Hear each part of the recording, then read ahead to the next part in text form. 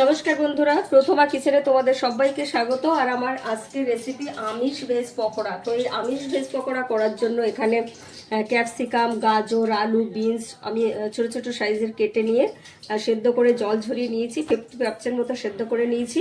আর এই আমিষ ভেজ পকোড়া করার জন্য আমার যে যে উপকরণগুলি লাগবে, এখানে মিডিয়াম সাইজের দুটো পেঁয়াজ আমি কুচি কুচি করে কেটে নিয়েছি।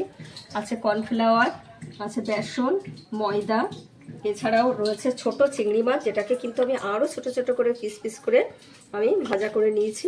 আর লাগবে ধনেপাতা কুচি, লঙ্কা কুচি, আছে গরম মশলার গুঁড়ো, আছে বাড়িতে ভেজে রাখা জিরে ধনের গুঁড়ো, লবণ, লঙ্কার গুঁড়ো, আদা কুচি, আর লাগবে দুটো ডিম।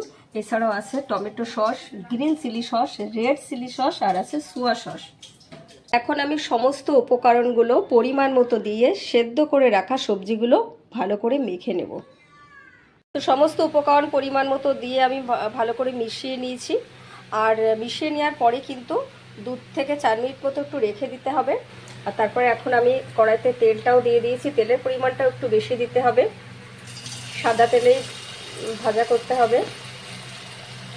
আর এইভাবে কিন্তু দিতে হবে, গ্যাসের ফ্লেমটাকে মিডিয়ামে রেখেই দিতে হবে। 50% মতো ফ্রাই হলে তবে কিন্তু তুলে নিতে হবে। আবারও ঠান্ডা হওয়ার পরে আর একবার করে ফ্রাই করে নিতে হবে। তো আমি 50% মতো ফ্রাই করে তুলে নিয়েছি। ঠান্ডা করে নিয়ে কিন্তু আবার দিতে হবে, পুরো ঠান্ডাও হয়ে গেছে। আর এখন আমি আবারও কিন্তু ফ্রাই করে নেব।